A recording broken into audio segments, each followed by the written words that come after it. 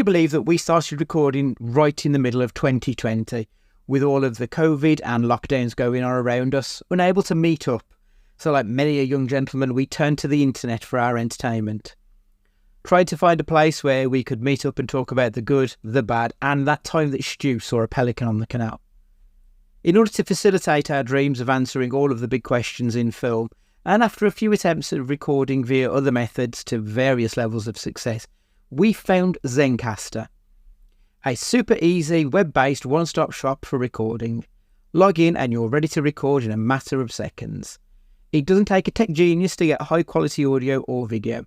And on top of that, the one time we have had an issue, the fact that the multi-layered backups are stored locally means it's easily fixed all in browser.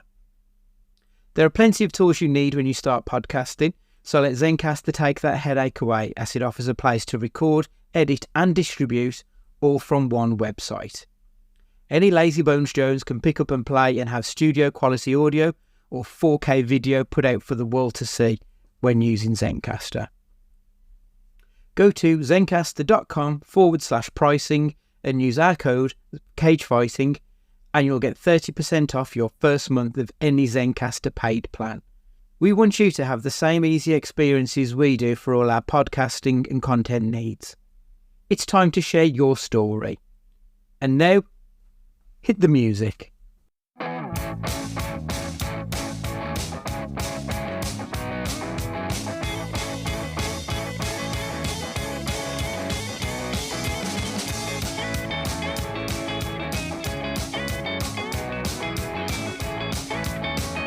Hello and welcome to Cage Fighting. It's your man Andy Gillard here. Hope everybody's keeping well in the world right now. I do recognise I sound like I've been gargling razor blades.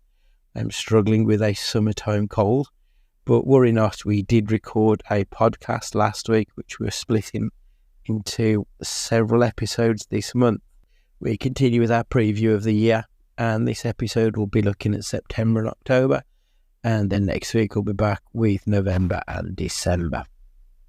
So please make sure you're subscribed on whatever podcatcher that you listen to us on. And obviously a 5-star review would be wonderful.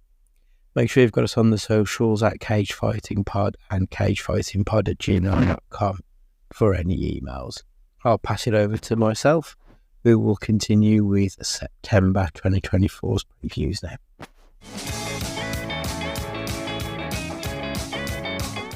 Right, so in September, we are getting Beetlejuice. Stu, I said to you not long ago, I don't remember if Beetlejuice is actually any good or if we just nostalgic for it because we were kids when we watched it. So, was it a good film? Should I be excited for Beetlejuice 2, even though I'm not? I don't think it is a good film, but it's a fun film. It never has been a good film. The fact that you didn't do all 3 Beetlejuices out because you can see a reflection of yourself in your screen because you're scared. It seeps into all of us. With something like this, I think we already mentioned the Maverick factor. I don't think he will be because he loves it, doesn't he? He absolutely loves it all. And then Michael Keaton, he loves Batman as well, and that didn't him great. But again, he wasn't the same version exactly, was it? But we should all say that it's going to be awful, but I've got a funny feeling that it'll be all right. I mean, like the cast, like an Afterlife kind of vibe. Yeah, but I don't really get Jenna Ortega's vibe, if I'm honest. She's fine, Queen. Yeah, I feel like she's. I don't know if maybe it's just not my generation and I don't really care, but I don't see what the big deal is. But I do love Winona Ryder. I like Michael Keaton. Willem Dafoe's in it. Catherine O'Hara's back. Danny DeVito. There are people in there, but obviously because it's Tim Burton again, it's hard to get particularly excited about. Isn't the fella from Torchwood in it as well? Bern Gorman. Yeah, he is. There's enough faces in there that probably get me to go and see it. But it's not what I'm excited about, I've got to be honest. Like, there's as much negative as there is positive for me on this one, and I just don't get it. You know, a friend of the show, Jess, has got Tim Burton is her favourite director, so she's there day one. He's such a fucking hack, though, isn't it? I just hate him. Just hate him. Although Miles Miller is doing some of the writing on it. Miles Miller did Smallville, which I was a big fan of. He also did Spider-Man 2, which is still the best Spider-Man. So, I mean, yeah, like I said, I probably will be seeing it, but I do think I'm going to end up hating it. Another film that I saw advertised that I hadn't even heard of is one called The Critic. I knew nothing about this, but once I looked into it, I thought, actually, this sounds quite interesting to me. So The Critic is a story of ambition, blackmail, and desire with a dazzling anti-hero at its dark heart. A whodunit wrapped in a Faustian pact, which winds tighter and tighter. It is starring Sir Ian McKellen, Gemma Arterton, Mark Strong, Ben Barnes, Ramala Garai, Leslie Manville, Claire Skinner, Alfred Enoch. This has got a really strong cast, and it just, looking at it, it's got vibes of the old-fashioned sort of, like say, it's a whodunit. So we're going to get a murder, and we're going to get a detective trying to unravel the mystery of it, set in what looks like maybe the 50s or 60s, potentially. It looks kind of cool, but yeah, I just thought that cast sounded really interesting, and I think it's probably one that this has got the chance of being one of those outsiders where I probably never would have seen it unless I had an unlimited card. But Sir Ian McKellen in the film, yeah, I think I'll probably go and watch this one. It sounds a bit lovey. I mean, I think there's definitely going to be some of that because it's McKellen, and yeah, he's the ultimate lovey, isn't he? The old fella's not going to fall over, is he? Yeah, poor fucker. It's also written by Patrick Marber, who you'll probably know. He did some work on Alan Partridge, and he did Closer. If you remember that film from 2004. Christ, I didn't realise it was that old. Knowing Me, Knowing You. So yeah, Patrick Marber's done quite a bit of work. Ben Barnes, was he Dorian Gray? Oh, that's a good question. I haven't seen that film for I haven't seen. Ben Barnes rings a bell. Let no a quick look on I'm sure he was in the was it The Lion, the Witch and the Wardrobes? Yeah, I think that's the one that I know him from most. He was Prince Caspian. Yeah. Yeah, and he was in Scrooge. He was in an episode of Black Mirror. Westworld, obviously, he played Logan, who was the young version of the Man in the Black Hat. I can't remember. Can't see him on here for... Oh, yeah, he was in Grey. Yeah, he was already in Grey. Did Westworld finish? Yes. No, properly out, like have it ended. Yeah. They could have done one more and tied everything up, but the way it ended tied up most of it. Oh, that's end. I might watch it again. Because after I'd left it going, it was too long before season 2 came in, and I kind of, because it was so baffling anyway, I kind of forgot most of it. I thought there's too many other things to watch there before watching all this again. But if it's tied up in a nice bow like Fringe was, then which you should watch actually. Everyone should watch that. I've heard good things, but never made it on the list. But yeah, I love Westworld. I would have liked a 5th season just to complete everything, but it completed most things, and that was fine. So yeah, it deserved a better send off than it got, unfortunately. Next up, Speak No Evil, which I was kind of hoping this was going to be a sequel to Hear No Evil. Unfortunately not. This is a upcoming American psychological horror thriller written and directed by James Watkins. It's a remake of a film that got a lot of praise, starring James McAvoy and Mackenzie Davis. It's a Blumhouse production. I generally like Blumhouse. I know they've had a couple of stinkers, but I do generally like them. But you stick James McAvoy in a film, I'm going to be there. Especially, like, he looks like he might be the villain if you look at him on the poster, because he does look a little bit menacing. And I like an angry bastard McAvoy, so I'm all in for this one. If we get anything like McAvoy in Split, then we're in for a winner. That was superb. Yeah. And I really like Mackenzie Davis. I don't think she's had a real sort of breakthrough role. She's done quite a few where she's been really good, but the film probably hasn't held up. It's in like Terminator Dark Fate. Like I couldn't get through the end of that. I was so bored early doors with it. I gave up quite quickly on that one. But she was good in The Martian as well, and obviously Blade Runner 2049. She's got a few bits, but I think she needs to lead a film, and I'm hoping this might be the one that sort of pushes us through to the mainstream. Did you know it's a remake? Yes, Of the Danish. Yeah, have you seen the Danish original? I don't think I have. I think I've got it saved to watch, but I haven't actually watched it yet. I wanted to watch when I heard this was. Is it worth a viewing or? I enjoyed it, but I wouldn't say anything. Probably don't watch it because it'll ruin this for you, probably. So. Right. Okay. The vibrating phone / dildo against the wall. I think it's some kind of fan.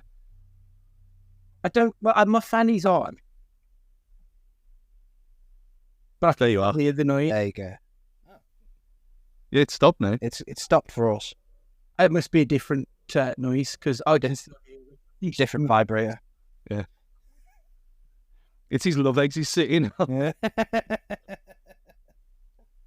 Ooh, darling. Ooh. Hang on. I wonder if. The love eggs are controlled by. He's been rumbled more than once. Somehow the radio is playing on my Alexa downstairs.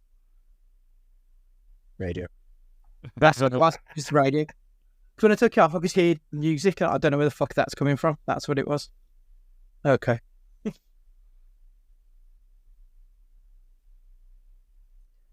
Okay. The last film I've got for September is Megalopolis. No, it's Saw 11. Well, I thought it was. It's been postponed for 12 months. No! What? Yeah, so Saw 11 is still going to be September 25 now, not 24. Apparently, it hasn't even gone into pre-production. Oh. What have they been doing? Yeah, well, exactly. Don't fuck all for years. And like, they were churning that shit out every 12 months without fail for like fucking a decade. And yeah, and now they can't get their shit together and put a film out.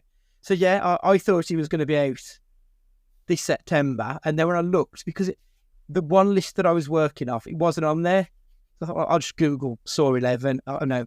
So he pushed back 12 months. But yeah, that's why. I mean, he's going to die for real one day.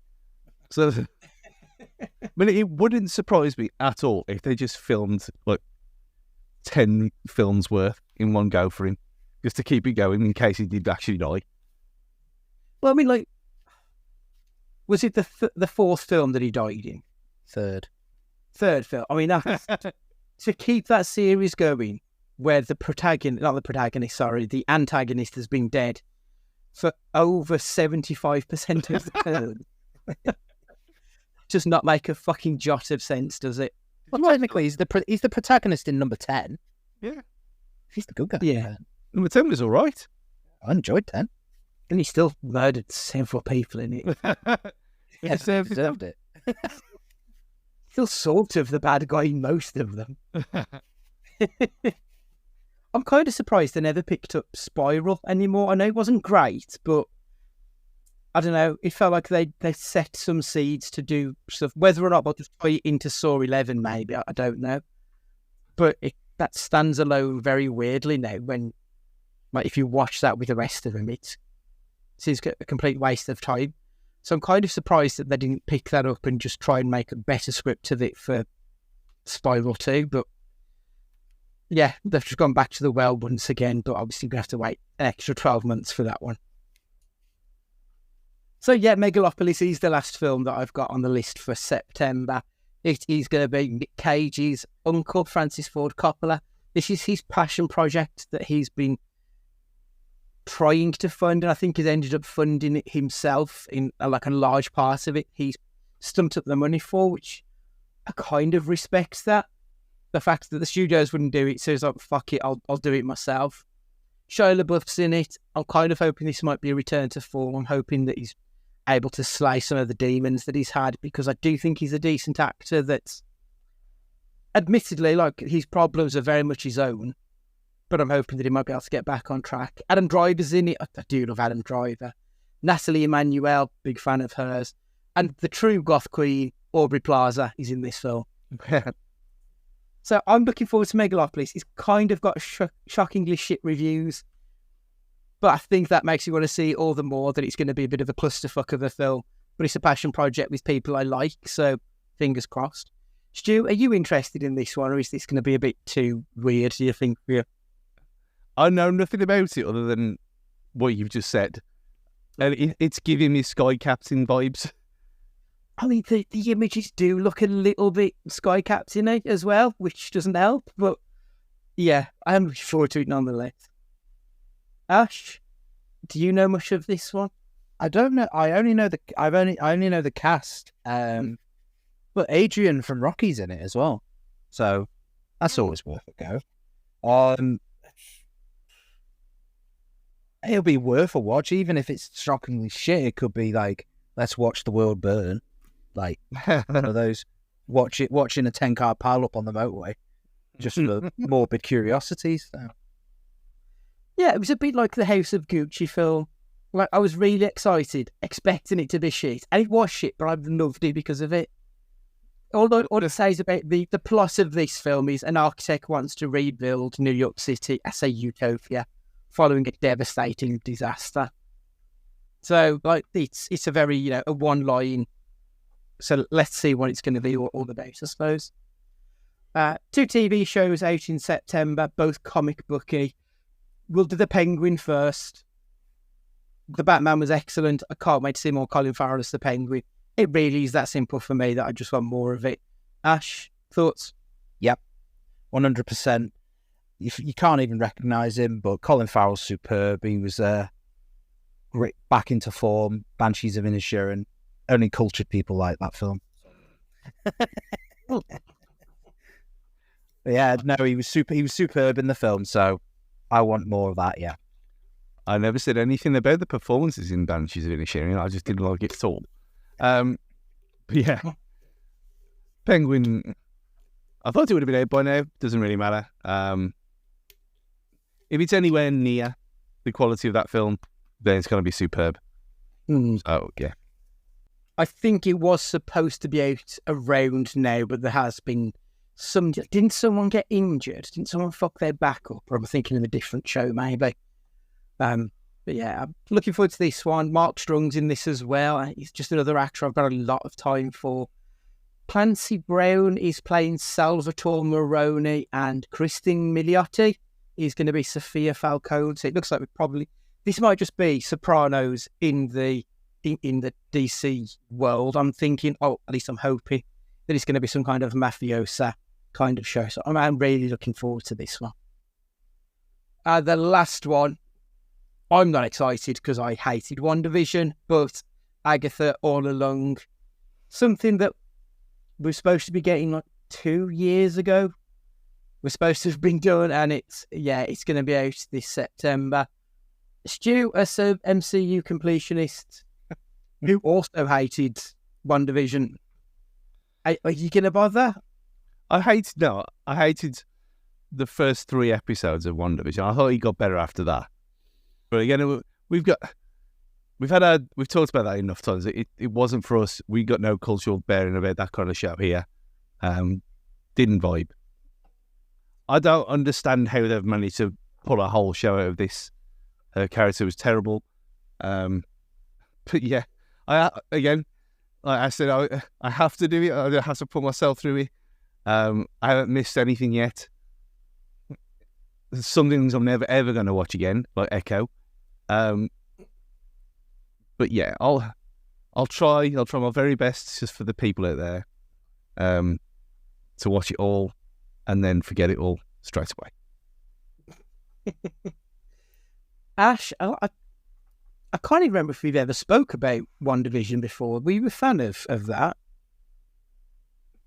Pass. It was okay. It was fine. Like the same as Stu said.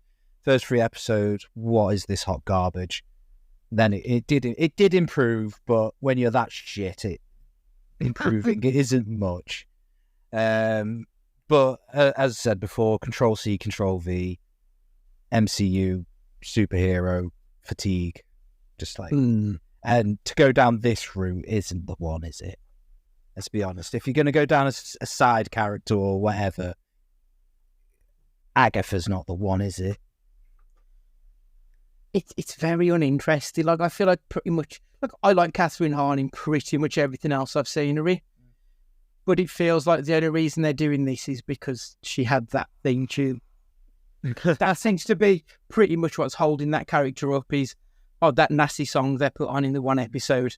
Like, is that enough to base a whole fucking series on? I don't think it is. Hasn't it been a thing of, like, they've been teasing all these different titles for the show, and then, like, there was all these different ones, and they came up and finally went the thing. It's like, who the fuck cares? Let's stop fucking around with this. Like, let's just crack on now. Yeah, I mean, I think in part all those ones that they released that were all different is because this has changed title like half a dozen times in the last 2 years. It's been something different time and again, because I'm getting the impression they don't have a fucking clue what they're doing with it. They've just sort of made it up as it's gone along. Did they start this before they changed the format of, like, less shows, more emphasis on quality? And this has just been the byproduct of, we started it, so we're going to have to finish it. Like it's kind of Aquaman 2. Yeah. Just think of. I just had a look just out of curiosity, thinking, there's some salvation here, but there isn't because it's 9 episodes. Yeah, that'll be a long watch for you, Per. It's a pity though, because like Patti LuPone's in it, Aubrey Plaza, Deborah Jo Rupp. Like, there's a few actors in this I do quite like, but yeah, no interest at all in that one. So we'll move into October now. So it's prime Halloween, and it's not really a lot of horror going on. Not on the list anyway. The only one horror that I do have on the list is Smile 2. Stu, did you see the first Smile film? Doesn't ring a bell. Okay. So it's a film where a smile, if I remember rightly, because I saw it at the cinema when it was out and I hated it. Ash, I know you saw it and you also hated it. It's a little bit It Follows, isn't it? Yeah. Doesn't one person smile at another one and they become infected and then kill themselves? Just before infecting the next person, yeah. Yeah. So they pass it on. And it was really shit. It wasn't scary. It kind of fuddied its way through, or it's just a bit drab, I thought. I really didn't enjoy the first one. And I remember talking to you at the time, Ash, and you also despised it. So yeah, we're now getting a sequel. But have you seen the trailer? It looks like they've gone a different direction. And do you know what? I'm on board. I was just about to say exactly the same thing. Yeah, so the director of Smile, who is doing Smile 2, said that in the first film, they left some avenues open to be explored, and that is what the sequel is going to be. So it is going to be a side journey or a side quest rather than a continuation. It is going to be set, I think it's going to be set, so it's following a pop star, Olivia Rodrigo style pop star who's going around, and the infections are going to happen within her world. And I'm really kind of interested to see how that might work.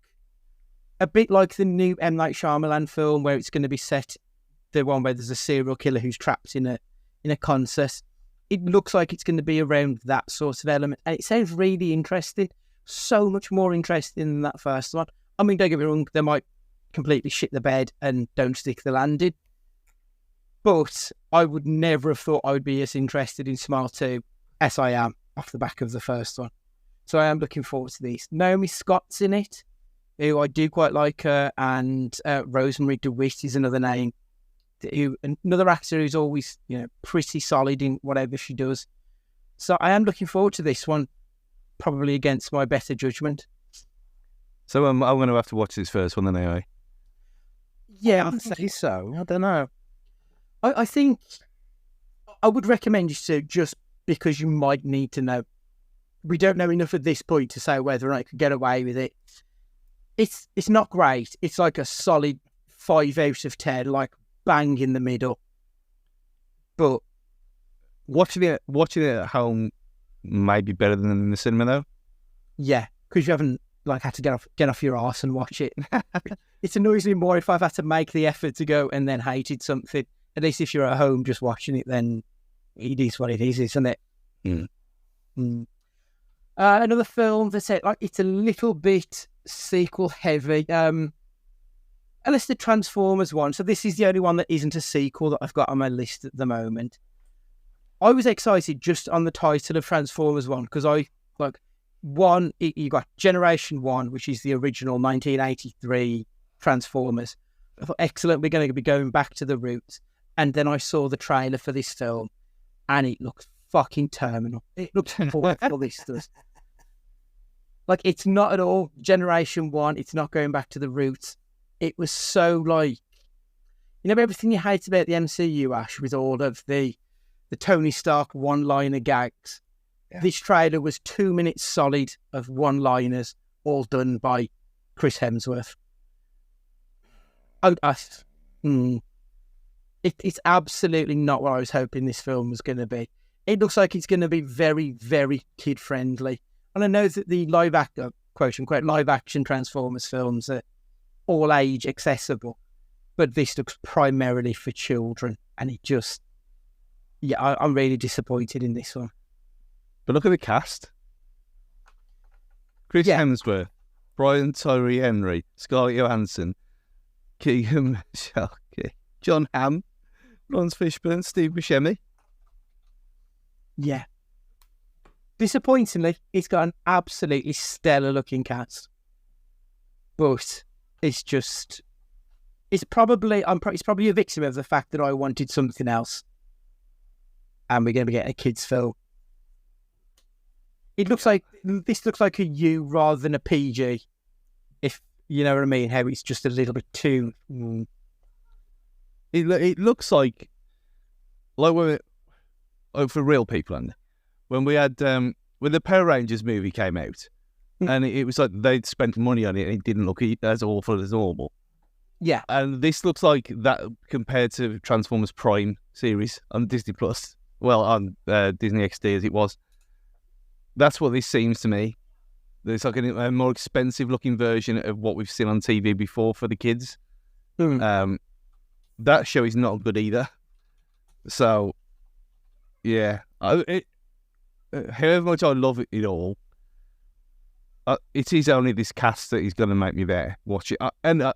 Will I watch it in the cinema? Maybe. But it's not high on the list at all. I'll watch it at some point. Of course, but I'm yet to be convinced as well. Yeah. Like I've said before on this podcast, every time they do a Transformers trailer, it always tricks me into thinking this is going to be the one that's good. And I saw this trailer and thought, actually, no, this hasn't done that. This is going to be shit. So maybe this is going to be the best one of the bunch. Who knows? So sequels now. We'll do Joker 2. So I saw the trailer for Joker 2 earlier, and when I say I saw that it came on, and it sort of does lean into the musical side of it. So I do think that is what it's going to be. I did have my headphones on to try to ignore as much of it as I can. I'm a little bit more interested in the fact that they're going to be doing something different, but I'm not a huge fan of the original Joker film anyway. It's fine. But people were speaking about it like it's Goodfellas, like it's The Godfather, and it's not. It's just a fine film. Just leave the silence in there. It's not that good. It really isn't. Kind of. It's fine. It's what the problem is? It's because he doesn't say anything about dancing with devils. That's why. I mean. I hate that so much. The official soundtrack, the score, was outstanding, and that was my only real takeaway from the original Joker. It tried so hard to be Taxi Driver and Kings of Comedy. Sorry, just wasn't. It just wasn't that interesting a film. It had been done to death and done better. It's a good performance, but it's not even Phoenix's best performance. So, yeah, I'm slightly more interested because I do like Lady Gaga, but yeah, I don't know. Stu, are you as excited, or more excited, should I say? Intrigued more than excited. I didn't really want it anymore. It was fine as it was. It's interesting that it's an 8.4 on IMDb, but a 69 on Rotten Tomatoes. So that is like exactly this kind of thing where I'm more towards the latter than you would be in the rankings of things. So it's more of the populist vote of people that like it. I don't know. From the very minute it was announced, I thought this could have the potential to be ridiculous.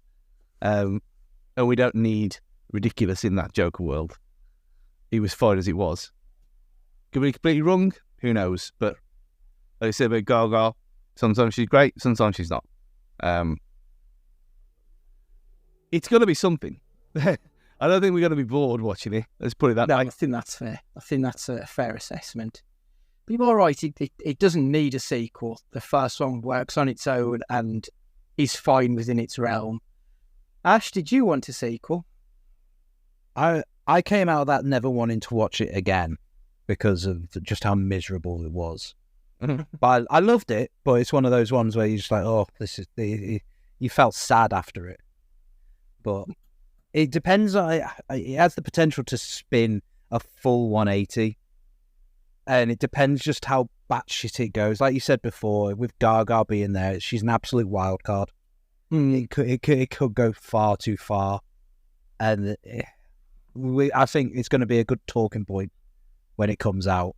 Because everyone's going to love it, you hate it, anything. It's going to be a proper... Yeah, I think so. Like you said, you are right. I think there'll be plenty of talking points, good or bad. I think it'll be something we'll be talking about in January when we come to do our top 5, top 10s and what have you. So yeah. Well, I will be there cautiously.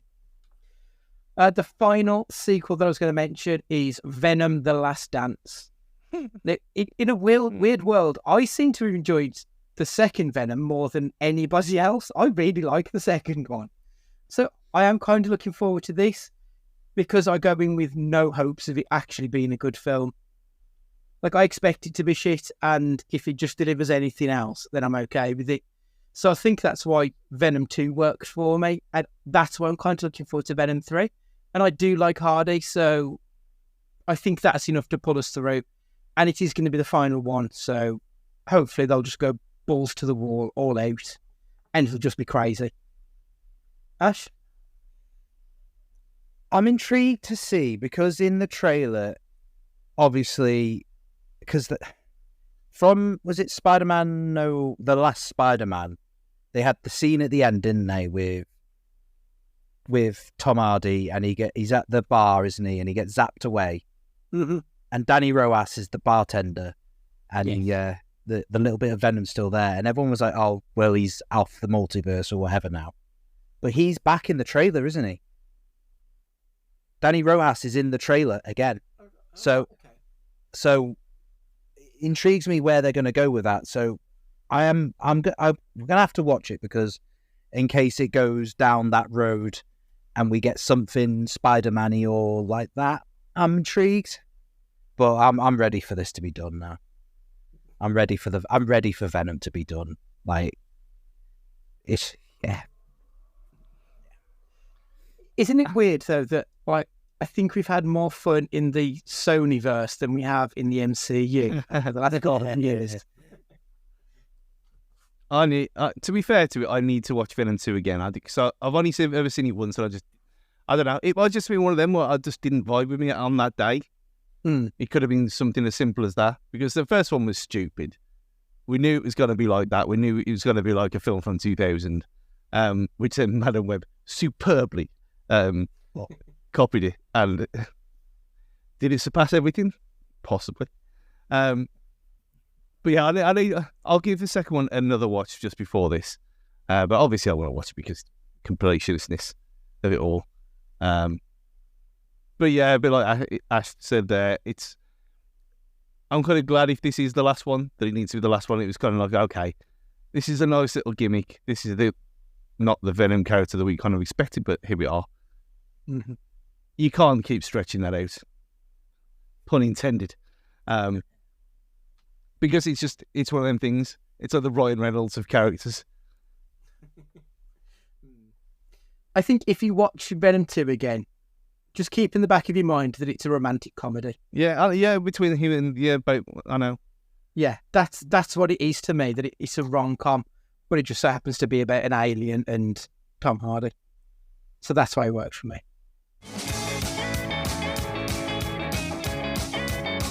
So that is us done for this week. So it's just up for me to say goodbye on behalf of Ash and Stu. It's goodbye from me, and remember, be excellent to each other.